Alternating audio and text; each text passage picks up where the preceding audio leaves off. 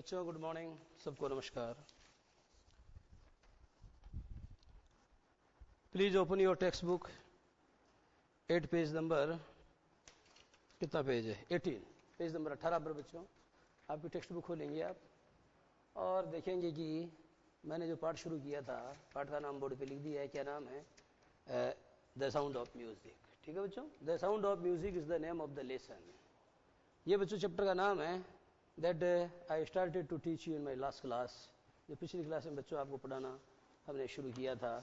Today I am going to teach you the lesson. आज बच्चों ये पाठ में आपको पढ़ाऊंगा कहाँ से? Beginning from the third para of the lesson, at page number 18 बच्चों, पृष्ठ संख्या 18 के ऊपर आप देखेंगे। तीसरा पैराग्राफ में शुरू कर रहा हूं। But Evelyn was not going to give up. बच्चों इसका मतलब क्या हुआ? ध्यान दो। But Evelyn was not going to give up. समस्या बच्चों ये थी कि जब वो कितने साल की हुई? व्हेन शी वॉज 13, जब वो 13 साल की हुई है, 11 है ना, जब वो 11 साल की हुई, 11 ईयर्स ओल्ड, तो बच्चों क्या हुआ था? She was taken to a specialist. उसे ले जाया गया एक विशेषज्ञ के पास। And there they came to know that, और वहां बच्चों को इस बात का पता चला कि due to gradual nerve damage, अर्थात बच्चों धीरे धीरे उसके नर्व डैमेज हुआ स्नायु के अंदर, और इसकी वजह से क्या हुआ कि उसने जो उसकी जो हियरिंग, अर्थात उसकी जो सुनने की क्षमता है, the ability to hear something, किसी भी बात को सुनने की जो उसकी क्षमता है, उस क्षमता का पूरी तरह क्या हो गया था? ह्रास हो गया था। एंड इवेंचुअली, और अंततोगत्वा, she turned to be deaf, और अंततोगत्वा बच्चों क्या हो गया? वह डेफ हो गई, अर्थात वह बहरी हो गई, अर्थात वह बधिर हो गई। बढ़ाऊंगा ये अपनी बात। But Evelyn was not going to give up. ये सेंटेंस बच्चों कैसा है? ये सेंटेंस इस प्रकार का है, आप जानते हैं कई बार आपको हम टेंस में बताते हैं, जरा ध्यान देना। I am going to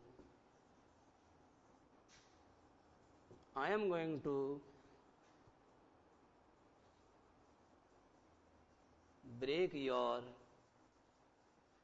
bones. I am going to break your bones का मतलब तो समझ गए होंगे। आई एम गोइंग यानी मैं जा रहा हूं, टू ब्रेक योर बॉन्स यानी मैं तुम्हारी हड्डियां तोड़ने जा रहा हूं। इसका मतलब क्या हुआ बच्चों? इसका मतलब यह है जैसे I am going to start a business next year, मैं अगले साल एक नया धंधा शुरू करने जा रहा हूं, तो इसका टाइम फ्यूचर है बच्चों। कौन सा टाइम है इसका? इसका टाइम फ्यूचर है, लेकिन इसका टेंस कौन सा? प्रेजेंट है। तो ये बच्चों इसका जब भी पेशी वॉइस बनाते हैं तो गोइंग टू के स्थान पर क्या करते हैं? इसको प्रेजेंट कंटिन्यूस मान करके is being, am being, are being का प्रयोग न करके गोइंग टू की जगह आपको क्या करना चाहिए? Going to be. अब बोलो योर बॉन्स आर। अब बच्चे क्या करते हैं कि साहब ये तो कंटिन्यूस है, तो सर ने बताया था इसमें is being, am being, are being लगा दो। बात भी सही है, लगता है, परंतु इस जगह नहीं लगेगा। इस जगह आपको करना पड़ेगा your bones are going to be broken by me, your bones are going to be broken by me. तो बच्चों यही बताया गया कि एक और बात ही आप जानते हो, गिव। अब प्रश्न है गिव यानी क्या होता है? सब जानते हैं गिव यानी देना होता है, लेकिन बच्चों जब गिव के बाद अप लगा देते हैं तो अप यानी ऊपर, और वो भी गति के साथ, अप एंड डाउन। तो बच्चों गिव अप का मतलब ऊपर देना नहीं होता। गिव अप का मतलब होता है बच्चों अबैंडन। अबैंडन समथिंग का मतलब किसी चीज को त्याग देना। ठीक है, abandon all dharmas and take refugee in me. सभी धर्मों को छोड़कर मेरी शरण में आ जा।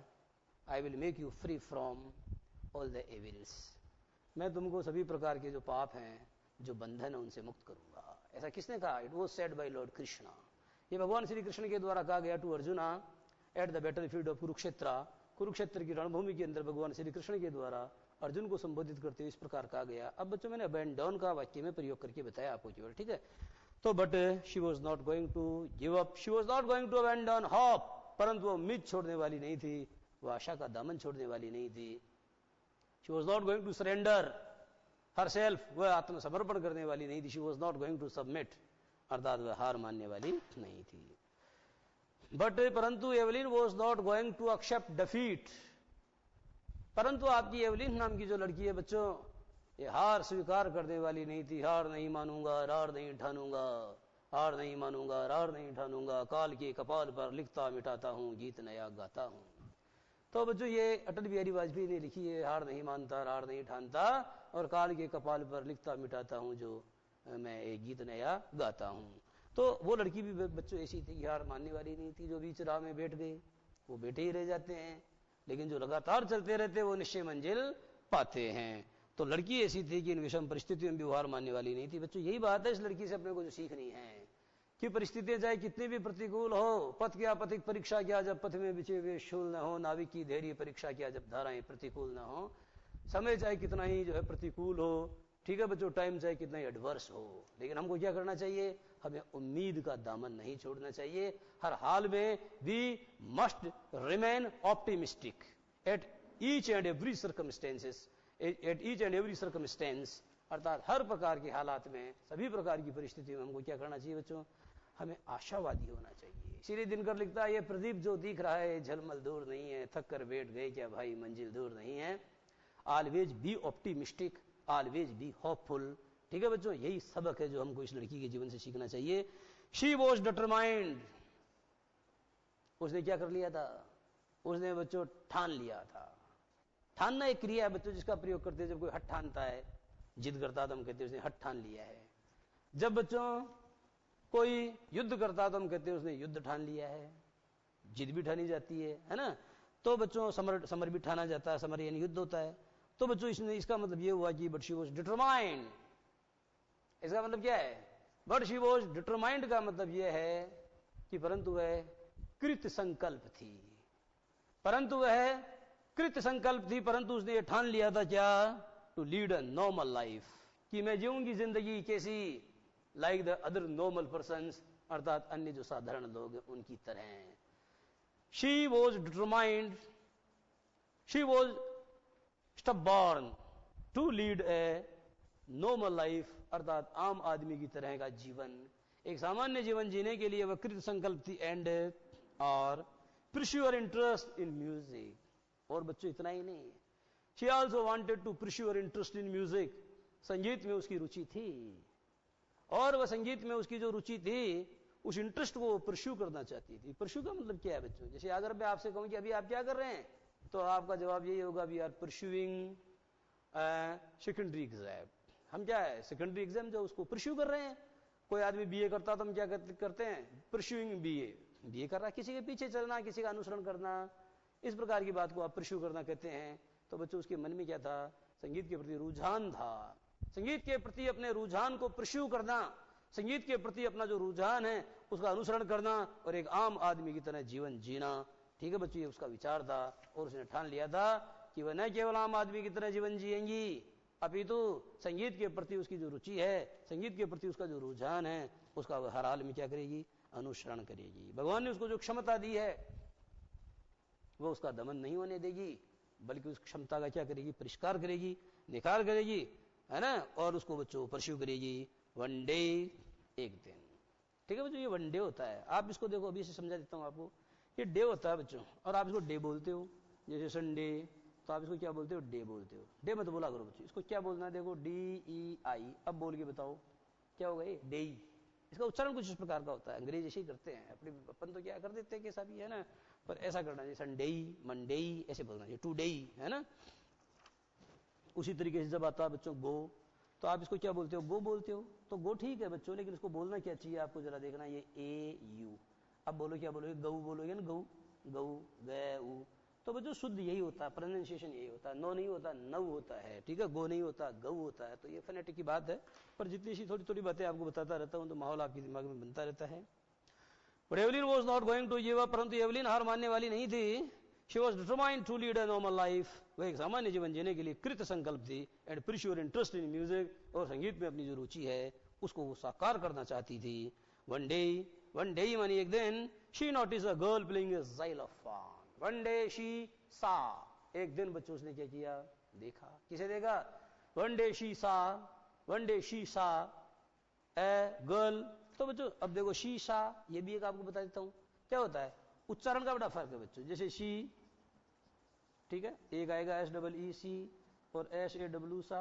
तो ये जो सी सा होता है ना बच्चों, ये तो क्या है, एक रगचूचा होता है। जैसे यूं आपने यूं बना दिया, एक टाबर जो है इधर बैठ गया और एक टाबर इधर बैठ गया, ये इस प्रकार से ऊपर नीचे है ना, इसको हम रगचूचा बोलते हैं। तो ये जो भी है ना, हिंदी का शब्द तो मुझे ठीक से पता नहीं इसको क्या बोलते हैं, तो पर अंग्रेजी में इसको बोलते हैं सीसा। ठीक है, तो वन डे सीसा, ये वाला बच्चों उच्चारण देखो, यहाँ क्या बोलना पड़ेगा, शी, है ना, सी नहीं बोलना पड़ेगा। वन डे शी सा, एक दिन बच्चों उसने क्या किया, देखा, अ बॉय और a girl playing a xylophone, play यानी बजाना। तो उसने बच्चों एक दिन देखा एक लड़की को बजाते हुए ज़ाइलोफोन एंड डिसाइडेड दैट, और बच्चों उसने तय किया that she also wanted, that she also would play that musical instrument, की उस साज को वो भी बजाएगी। साज जानते हो, जो वाद्य यंत्र होता है बच्चों उसी को साज कहते हैं। ठीक है, जो वाद्य यंत्र होता है उसी को साज कहते हैं। तो जो दिल को तसल्ली दे वो साज उठा लाओ, दम घुटने से पहले ही आवाज उठा लाओ। तो साज का मतलब होता है म्यूजिकल इंस्ट्रूमेंट, जिसको आप बोलते हैं वाद्य यंत्र। क्लियर हो गया। तो one day she notice a girl playing xylophone, एक दिन देखा उसने एक लड़की को ज़ाइलोफोन बजाते हुए, एंड डिसाइडेड दैट, और बच्चों ने तय किया दैट शी वुड आल्सो, यहाँ वांटेड दिया हुआ है की बात है, शी वुड और she wanted, she also wanted और she would also play that musical instrument, की उस म्यूजिकल इंस्ट्रूमेंट को बच्चों को भी बजाया। ये most of the teachers discouraged her, ज्यादातर गुरुजियों ने, ज्यादातर अध्यापकों ने उसको बच्चों क्या किया, उसे बलटूट किया, उसे नाउम्मीद किया, उसे हताश किया, उसे हतोत्साहित किया। ज्यादातर मास्टरों ने कहा कि क्या बेटिया इस प्रकार से क्या करेंगे, आपको तो सुनने की क्षमता ही नहीं है, तो ये काम आपके बस का नहीं है, तुम तो ऐसा मत करो। लेकिन वहीं एक टीचर था जिसका नाम क्या था, रॉन फोर्ब्स।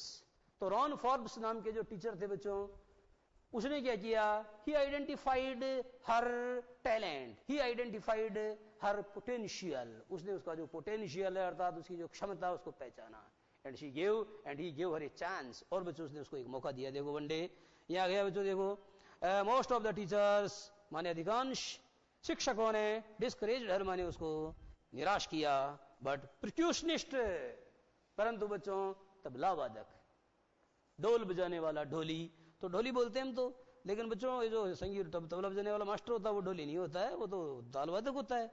तो बताया गया कि most of the teachers discouraged her, यानी अधिकांश अध्यापकों ने या ज्यादातर अध्यापकों ने उसको हताश किया, हतोत्साहित किया, बट परंतु परक्यूशनिस्ट रॉन फोर्ब्स स्पॉटेड, स्पॉटेड का मतलब होता है बच्चों मार्क्ड, मार्क्ड का मतलब होता है आइडेंटिफाइड, रिकॉग्नाइज्ड हर पोटेंशियल। परंतु बच्चों जो तबला वादक था, जो ढोल वादक था, जो ताल वादक था, जिनका नाम था रॉन फोर्ब्स, ही स्पॉटेड हर पोटेंशियल, माने ही आइडेंटिफाइड हर टैलेंट। उसने क्या किया बच्चों, उस लड़की का जो टैलेंट है उस टैलेंट को उसने पहचाना, और न केवल पहचाना बल्कि क्या हुआ, ही begin by tuning two large drums to different notes. He began to play, he began to tune two different drums to different notes। का मतलब ये हुआ बच्चों कि जो अलग अलग जो दो ढोल हैं, उन दो ढोलों को उसने बजाया अलग अलग धुनों पर। He began यानी उसने शुरू किया, by tuning मानी by playing two large drums, यानी उसने दो बड़े बड़े जो ढोल हैं उन दो बड़े बड़े ढोलों को बजा करके शुरू किया। टू का मतलब बच्चों ऑन डिफरेंट नोट्स, का मतलब अलग अलग जो नोट्स हैं, अलग नोट का मतलब क्या है यहाँ पर धुन, अलग अलग तरन्नुम के ऊपर, अलग अलग धुन के ऊपर उसने दो बड़े बड़े ढोलों को बजाने से अपने कार्य का आगाज किया, अपने काम की शुरुआत की। और बच्चों उसने लड़की को पता क्या बोला, don't listen through your ears, don't listen through your ears, यानी अपने कानों से मत सुनो, लेकिन इस आवाज को किसी अन्य माध्यम से, किसी अन्य तरीके से महसूस करने की कोशिश करो। Don't listen through your ears, अपने कानों से मत सुनो। He would say, he would say का मतलब होता है बच्चों ही शेड। देखो बच्चों अच्छे समझ लो, ये जो वुड से है ना, ये वुड से, अब आप लोग क्या घबरा जाते हो, कुछ नहीं है। इसका मतलब क्या होता है, इसका मतलब बच्चों ये होता है, ये पास्ट सिंपल है, दोनों ही पास्ट सिंपल का देते हैं। आई वुड गो या आई वेंट, कोई फर्क नहीं है। आई वुड गो और आई वेंट दोनों में कोई फर्क नहीं है, है ना। तो इस प्रकार से बच्चों दोनों का मतलब एक ही निकलता है, या इसका दोनों का मतलब एक ही निकलेगा। और क्या मीनिंग निकल रहा है, आई वुड से यानी ही सेड, उसने कहा, try to sense it, try to feel it, try to observe it some other way, माने बाई सम अदर वे, अर्थात किसी अन्य तरीके से इस चीज को तुम क्या करो, इसको महसूस करने की कोशिश करो, इसको जो अनुभव करने का प्रयास करो, इसको कोशिश करो, अनुभव करने का प्रयास करो। से एवलिन कहती है सडनली माने होता है बच्चों all of a sudden. Suddenly का मतलब क्या होता है? All of a sudden. अब बच्चों दोनों में फर्क क्या होता है ये भी समझ लो। देखो बच्चों आप जानते हो सडनली का मतलब क्या होता है? ये सडन, ये एक एडजेक्टिव है बच्चों सडन। अब इसमें एल वाई जोड़ा तो ये एडवर्ब बन गया। अब इसकी जगह बच्चों आपने क्या लिख दिया? All of a sudden. अब बच्चों ये क्या हो गया? This is a group of words without a finite verb. ये बच्चों एक शब्द समूह है, ये एडवर्ब को रिप्लेस कर रहा है, इसलिए इसको आप क्या कहेंगे? ऑल ऑफ ए सडन को आप कहेंगे एडवर्ब फ्रेज। क्या बोलेंगे आप इसको? इसको एडवर्ब फ्रेज कहेंगे। तो सडनली का मतलब all of a sudden I realize. वो लड़की कहती है कि अचानक जो क्या हुआ, मुझे इस बात का एहसास हुआ। सडनली आई रियलाइज, अचानक मुझे इस बात का एहसास हुआ। I could feel the higher drum, कि मैं जो ऊपर रखा हुआ ड्रम था उसको मैं महसूस कर सकती थी। कहां पर? कहां महसूस कर सकती थी? फ्रॉम द वेस्ट अप, अर्थात मेरी कमर का जो ऊपर वाला हिस्सा है, मेरी कमर के ऊपर वाले हिस्से में मैं ऊपर रखे हुए ड्रम को या डोल को महसूस कर सकती थी। And the lower one from the waist down, और जो नीचे वाला डोल था उसको मैं अपनी कमर के नीचे वाले पार्ट में क्या कर रही थी? मैं महसूस कर रही थी, मैं महसूस करने लगी थी। ठीक है, इस तरीके से लड़की कहती है। तो Forbes repeated the exercise. Forbes ने क्या किया बच्चों? ही रिपीटेड द प्रैक्टिस। उसने बच्चों इस प्रैक्टिस को, इस अभ्यास को उसने क्या किया? दोहराया। फोर्ब्स उसके जो गुरुजी थे उन्होंने इस एक्सरसाइज को दोबारा दोहराया। And soon and immediately, and soon का मतलब क्या होगा? एंड इमीडिएटली और फौरन और शीघ्री वेलिन डिस्कवर्ड दैट, वेलिन ने इस बात का पता लगाया, या she came to know that, Evelyn came to know that, Evelyn को इस बात का पता चल गया। किस बात का पता चल गया? That she could sense certain notes in different parts of her body, that she could feel certain notes in different parts of her body, यानी वह अपने अलग अलग शरीरांगों में अलग अलग धुनों को, यानी वह जो कुछ डिफरेंट नोट्स को अपने डिफरेंट पार्ट्स ऑफ बॉडी, अर्थात अपने अलग अलग शरीरांगों में वह संगीत की अलग अलग धुनों को महसूस कर सकती थी।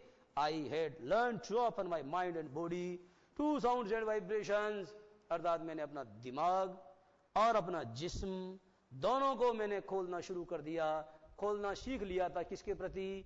कंपन के प्रति और साथ ही साथ ध्वनियों के प्रति। लड़की कहती है कि मैंने आवाज के प्रति यानी ध्वनियों के प्रति और कंपन या स्पंदन के प्रति क्या कर लिया था? अपने दिमाग और अपने जिस्म को उनके प्रति खोलना सीख लिया था। द रेस्ट वो शी, और जो बाकी काम था बच्चों दैट वाज शीर मन, दैट वाज ओनली डिटर्मिनेशन। और जो बाकी काम जो हुआ, जो जितना भी मुझे कामयाबी मिली, वो सब बच्चों किसका? वो लड़की कहती है कि वो शीर डिटर्मिनेशन, ये केवल मेरे दृढ़ निश्चय एंड हार्ड वर्क और कठोर परिश्रम का नतीजा था। आगे की जो कहानी है उसमें कुछ नहीं जुड़ा हुआ है। वो कहती है कि आगे जो कुछ हुआ है वो किसका नतीजा है? That was the result of sheer determination and hard work, अर्थात आगे मुझे जो कामयाबियां मिली हैं, अर्थात जो मुकाम मैंने हासिल किया है, वो किसका परिणाम था? तो शीर का मतलब महज, वह महज बच्चों, वह महज दृढ़ निश्चय और कठोर परिश्रम का परिणाम था। तो इस क्रम में बच्चों अपनी बात जारी रहेगी, परंतु इससे पहले हम लेंगे 2 मिनट का ब्रेक।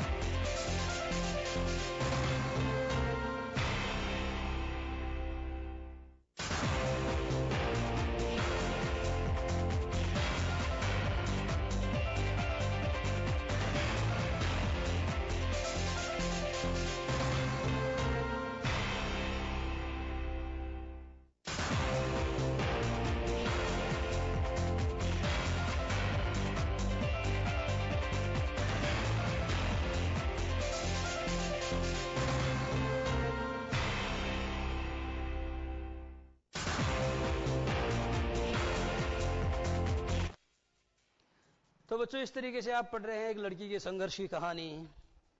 एक ऐसी लड़की जो फिजिकली क्या है बच्चों, फिजिकली मतलब कि चैलेंज्ड है वो, है ना, यूँ कह सकते हैं आप कि उसका जीवन चुनौतीपूर्ण है और फिजिकली डिसेबल है, और उसके बावजूद जो उसने किस तरीके से ज़िंदगी में सफलता प्राप्त की है। अब बच्चों अब देखो आगे वाला पैराग्राफ है, 4th पैराग्राफ, वो समझा रहा हूँ। शी नेवर लुक्ड बैक, उसने कभी सिंगाउल होकर नहीं किया।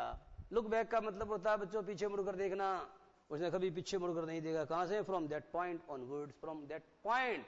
देखो बच्चों जैसे मान लो ये लड़की है, अब ये कहते हैं कि साहब ये चलते चलते आ गई। पहले तो ये क्या है कि इसने चलना ही शुरू नहीं किया, और धीरे धीरे इसके जो गुरु थे, इसके जो मेंटर थे, जिनका नाम क्या था, रॉन फॉब्स, तो बच्चों उनके सानिध्य में इनका जो इसकी पोटेंशियल अर्थात इसका जो टैलेंट है वो निकल के सामने आया। लड़की चली, यहाँ से चलना शुरू किया, यहाँ पहुंच गई। अब बच्चों फ्रॉम दैट पॉइंट, यानी इस पॉइंट के ऊपर जब उसने एक बार चलना शुरू किया तो बच्चों वो चलती रही, उसने फिर पीछे मुड़कर कभी नहीं देखा। फिर उसने पीछे मुड़कर कभी नहीं देखा, तो शी नेवर लुक्ड बैक, अर्थात उसने पीछे मुड़कर कभी नहीं देखा। From that point, from that point of place, ठीक है बच्चों। पॉइंट ऑफ प्लेस का मतलब जगह का बिंदु, उस जगह के बिंदु से। ऑनवर्ड्स का मतलब होता है बच्चों उसके ऊपर से, है ना, तो वहां उस जगह से जो उसने फिर कभी पीछे मुड़कर ये नहीं देखा। शी टूर्ड द यूनाइटेड किंगडम, बच्चों कहां का सफर किया उसने? ही टूर्ड द यूनाइटेड किंगडम का मतलब जानते हो, यूके नाम का एक देश है, ठीक है, ये गोरे लोगों का देश है। कहते हैं कि इंग्लैंड और आयरलैंड दोनों को मिलाकर के हम क्या बोलते हैं, यूनाइटेड किंगडम कहते हैं, यूके कहते हैं। तो यूनाइटेड किंगडम का दौरा किया उसने। अब बच्चों यहाँ देखो एक मजे की बात बताता हूं आपको। देखो द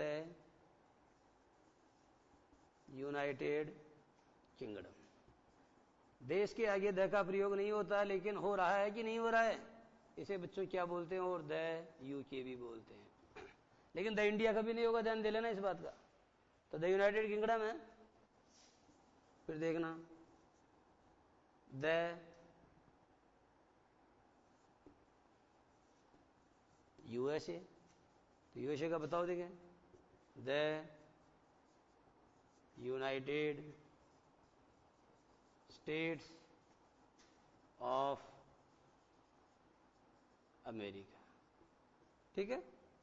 उसी तरीके से देखो द यूएई, तो क्या बोलोगे? यूनाइटेड, द तो लगेगा बच्चों यहाँ भी, है ना, द यूनाइटेड, ठीक है। फिर क्या आएगा? अरेबियन, फिर क्या आएगा? Emirates, Emirates. क्या समझाना चाहता हूं मैं बच्चों आपको ये समझाना चाहता हूं कि जिन देशों के नाम के आगे आ जाए, नाम में आ जाए कहीं किंगडम, क्या बोल दिया, या आ जाए यूनाइटेड, ध्यान देना, या आ जाए रिपब्लिक,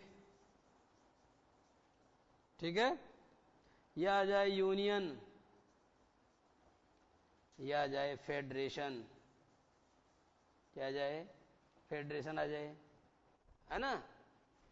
या बच्चों एक शब्द आता है, ये देखो सोवियत, इस तरीके का। तो मुझे ये बताना है कि जिन देशों के नाम में ये जुड़े हुए हैं ना, उनके नाम के आगे द आर्टिकल का प्रयोग होगा, जरूर होगा, ठीक है। और देखो बच्चों द सूडान, ध्यान देना, द नीदरलैंड्स, द नीदरलैंड्स, ठीक है। उसी तरीके से बच्चों द पंजाब, पंजाब को क्या बोलते हैं? Land of 5 reverse. पंजाब के अंदर बच्चों 5 नदियां हैं, सिंधु, झेलम, सतलज, व्यास, रावी, चनाब, इस तरीके से नदियां हैं। इसको पंच नदियां पंजाब कहते हैं। उसी तरीके से बच्चों द हेग का नाम सुना होगा, HAGUE। ये बच्चों क्या है? जहां संयुक्त राष्ट्र का क्या है, अंतर्राष्ट्रीय न्यायालय का मुख्यालय है। संयुक्त राष्ट्र संघ का जो एक पार्ट है, अंतर्राष्ट्रीय न्यायालय, इंटरनेशनल कोर्ट, उसका मुख्यालय कहाँ है? हेग में है। इसके आगे भी आपको द लगाना चाहिए। ये 2 ऐसे शहर हैं जिनके आगे द लग रहा है, पंजाब की भी लग रहा है। और इधर ये देखो आप क्या बोलते हैं, स्टेट है पंजाब, तो द हेग एक सिटी का नाम है। द नीदरलैंड्स आपको बताया। उसी तरीके से बच्चों the east Indies, West Indies, the east Indies, the West Indies, the Philippines, तो छोटे छोटे द्वीपों को मिलाकर के बच्चों जो बनाया जाता है, छोटे छोटे प्रांतों को मिलाकर के बनाया जाता है, तो उसके आगे भी आप किसका प्रयोग करते हैं? द का। ध्यान दो बच्चों, ये कुछ ऐसे देशों के नाम हैं जिनके आगे द का प्रयोग होता है, वैसे जनरली नहीं होता। जैसे भारत है, इंडिया, तो द इंडिया कभी नहीं आता। क्लियर है? तो द का प्रयोग हो रहा है। जरा देखो, यह समझाया गया है कि she never looked back from that point onwards, अर्थात उस पॉइंट से या उस बिंदु विशेष से फिर उसने कभी पीछे मुड़कर नहीं देखा। शी टूल्ड और she visited the United kingdom, उसने बच्चों यूनाइटेड किंगडम का दौरा किया with youth orchestra. With youth orchestra का मतलब होता है एक युवा वादक वृंद के साथ, एक युवा वादक वृंद। वादक वृंद का मतलब होता है बजाने वालों का, गाने बजाने वालों का जो समूह होता है, उस समूह के साथ बच्चों उसने क्या किया? उसने यूनाइटेड किंगडम का दौरा किया। And by the time she was 16, और उस समय तक जबकि वो 16 साल की हो गई। देखो बच्चों, 11 साल की उम्र में तो पता चला कि वह बैरी है, और 11 से लेके 16 यानी 5 ही साल है। 5 साल में देखो कितनी कामयाबी हासिल कर ली। एंड बाय द टाइम, और उस समय तक, व्हेन शी वाज 16, अर्थात when she was 16 years old, अर्थात जब वो 16 वर्ष की अवस्था की हो गई थी, she had decided to make music her life. She had decided to make music her career. ठीक है बच्चों, she had decided to make music her career, अर्थात उसने जो म्यूजिक है, इस म्यूजिक को बच्चों अपना करियर, या यूँ कहना चाहिए कि अपना जो जीवन या अपना जो भविष्य है ना, अपनी जीवन वृत्ति बनाने का फैसला कर लिया था। She auditioned, she gave audition, माने उसने ध्वनि परीक्षण दिया। किसके लिए? For the royal academy of music. Royal academy of music बच्चों, ये जो रॉयल अकेडमी ऑफ म्यूजिक है, जरा ध्यान देना, RAM, एक तो कंप्यूटर में होता है ना, वो रैंडम एक्सेस मेमोरी, रैम होता है, एक राम होता है, और अंग्रेजी में भी बच्चों वो जो होती है ना, एक तो शिप होती है, शिप यानी बेड होती है, एक बेड और होता है, उसे रैम कहते हैं। यानी अब बच्चों ये क्या है? ये रॉयल अकेडमी ऑफ म्यूजिक। तो रॉयल अकेडमी ऑफ म्यूजिक बच्चों प्रेस्टिजियस है ये, ठीक है, prestigious royal academy of music जो है वहां, उसके अंदर बच्चों उसने अपना ऑडिशन दिया। शी ऑडिशनड, उसने ऑडिशन दिया for the royal academy of music and scored, और बच्चों उसने क्या किया? एंड अचीव्ड, और उसने प्राप्त किए, उसने अर्जित किए क्या? अंक प्राप्त किए, one of the highest marks in the history of the academy. और बच्चों इस अकेडमी की हिस्ट्री में और इस अकेडमी के इतिहास में सर्वाधिक अंकों में से एक पोजीशन जो है उसने प्राप्त की। सर्वाधिक जो अंकों वाली पोजीशन है, उस पोजीशन में से एक पोजीशन उसने प्राप्त की, यानी इसके इतिहास में उसका नाम दर्ज हो गया। जब से इसकी स्थापना हुई थी रॉयल अकेडमी ऑफ म्यूजिक, तब से लेकर के अब तक जो टॉप बच्चे थे उसके अंदर उसने सबसे सर्वोच्च बच्चों के उच्चतम पायदानों में उसने अपनी जगह बनाई। और देखो बच्चों, शी ग्रेजुअली मूव्ड, धीरे धीरे बच्चों उसने क्या कर लिया? आप जानते हो, धीरे धीरे परिवर्तन ही संसार का नियम है। तो धीरे धीरे बच्चों को मुड़ गई, किधर से किधर मुड़ गई? ये कई लोगों के साथ में गाने के बजाय वह एकल गान की ओर मुड़ गई, रुख किया उसने, रुख। तो बच्चों जरा देखना, एंड ग्रेजुअली यानी और धीरे धीरे, she moved from orchestral work, she moved from group musical work, अर्थात बच्चों जो सामूहिक संगीत कार्य है उस कार्य से वह किधर मुड़ गई? टू सोलो माने टू बच्चों, टू मोनो परफॉर्मेंसेस। सोलो का मतलब जानते हो? एकल वादन। और बच्चों एकल वादन की तरफ, एकल प्रस्तुति की तरफ मुड़ गई, यानी कई लोगों के साथ काम करना छोड़ के उसने जो है स्वयं फिर अपना अलग ही जो है काम करना शुरू कर दिया। At the end of her 3 year course, अपने 3 वर्षीय पाठ्यक्रम के अवसान पर, अपने 3 वर्षीय पाठ्यक्रम के अवसान पर, she had captured, she had won, she had achieved almost all और most of the top awards का मतलब होता है बच्चों जो सबसे ऊंचे अवार्ड हैं उनमें से ज्यादातर बच्चों उसने प्राप्त कर लिए थे। कब? जब उसका 3 साल का कोर्स खत्म हुआ, यानी 16 साल हो गई। अब मतलब क्या हो गई? 16 साल की हो गई, तो 16 के बाद में 3 साल और जोड़ दो। 19 वर्ष की उम्र आते आते उसने बच्चों संसार के जो सर्वोच्च अवार्ड हैं उन सर्वोच्च अवार्डों में से ज्यादातर को अपने नाम कर लिया था, अपने खाते में डाल लिया था। एंड फॉर ऑल दिस, और इस सब के बावजूद, and in spite of all this, and despite all this, और इतना सब कुछ होने के बावजूद उस लड़की में क्या नहीं है बच्चों? उस लड़की में घमंड नहीं है। उस लड़की को जब भी उसकी तारीफ की जाती है, उसकी सफलताओं की बात की जाती है, तो उस बात को जो है, इस बात का बुरा लगता है उसको, अर्थात वह जो है इसको मानती नहीं कुछ। एंड फॉर ऑल दिस, और इस सब के बावजूद एवलिन वॉन्ट एक्सेप्ट, यानी Evelyn is not ready to accept, Evelyn बिल्कुल तैयार नहीं है स्वीकार करने के लिए any hint of heroic achievement. Any hint of heroic achievement का मतलब होता है बच्चों बहादुरीपूर्ण कार्य या वीरतापूर्ण उपलब्धि का कोई संकेत मात्र भी स्वीकार करने के लिए वह तैयार नहीं है। जब उससे कोई कहता है कि आपने जो काम किया है bravo you have done well, bravo well done, तुमने बड़ा शानदार काम किया है, तो वो कहती है कि नहीं ऐसा कुछ नहीं है, कोई बड़ा कार्य नहीं किया है मैंने। She is not ready to accept any congratulation, यानी इस बाबत बच्चों कोई भी कॉन्ग्रेचुलेशन को भी वो एक्सेप्ट नहीं करती है जब उसको लोग कहते हैं कि क्या गजब की सफलता तुमने पाई है। लेकिन she is not ready to accept any hint of any heroic deed, यानी उस अपनी सफलता को बहादुरीपूर्ण कार्य या वीरतापूर्ण कार्य मानने के लिए वो तैयार ही नहीं है। जबकि बच्चों ये वीरतापूर्ण कार्य थोड़ी है, ये तो वीरता से भी बड़ा वीरतापूर्ण कार्य है, ये तो बच्चों चमत्कार से कम नहीं है। It is nothing less than A miracle, it is nothing less than A miracle, ये किसी चमत्कार से कम नहीं है। लेकिन बच्चों आप जानते हो जो महान लोग उनकी यही खास बात होती है कि इतना ऊंचा पद पाकर भी उनमें कभी मद नहीं आता है और वो नम्रता कभी नहीं छोड़ते। इसीलिए बिहारी कहता है नल की अरु नल, समझ गए ना, नर की अरु नल नीर की गति एक कर जोई, और जे तो नीचो हवे चले ते तो ऊंचो होई।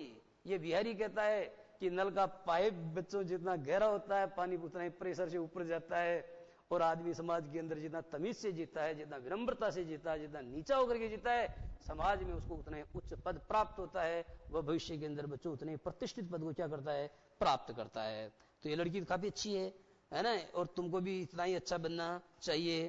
तो बच्चों यहाँ बताया गया है कि इफ यू वर्क हार्ड, वो लड़की कहती है इफ यू वर्क हार्ड, यदि तुम कठोर परिश्रम करते हो, and know where you are going, और अगर आपको ये मालूम है कि तुम्हें कहां जाना है, अर्थात तुम्हारा टारगेट क्या है, अगर तुम्हारी मंजिल स्पष्ट है, तो क्या होगा, you will get there, you will 100% reach there, तुम निश्चित रूप से वहां पहुंचोगे, तुम्हें वहां पहुंचने से कोई नहीं रोक सकता है। लेकिन एक तो काम ईमानदारी से करना है, और एक तुम्हारा लक्ष्य स्पष्ट होना चाहिए। खुद को ही पता नहीं है कि जाना किधर है, इधर थोड़ा सा क्या है, उसको देखा, मोदी को देखा तो यार नेता बन जाते हैं मोदी जी से, फिर उसके बाद में देखो तो महान है, अमिताभ को देखा तो लगा यार अभिनेता बन जाते हैं, लता को देखा तो वो गाना बजाना चालू कर देते, सचिन को देखा तो क्या मतलब है यार वो पढ़ने की जरूरत ही नहीं, बल्लेबाजी करना चालू कर देते। ऐसा नहीं, अपना टारगेट क्या है एक बार तय करना चाहिए, निश्चित करना चाहिए, और आपको लगातार उसकी ओर बढ़ना चाहिए, तो आपको अपनी मंजिल मिलने से कोई नहीं रोक सकता है, कोई नहीं रोक सकता है। And she got right to the top, और बच्चों वो पहुंच गई ठीक कहां, शिखर पर, and she got exactly to the top, और बच्चों वह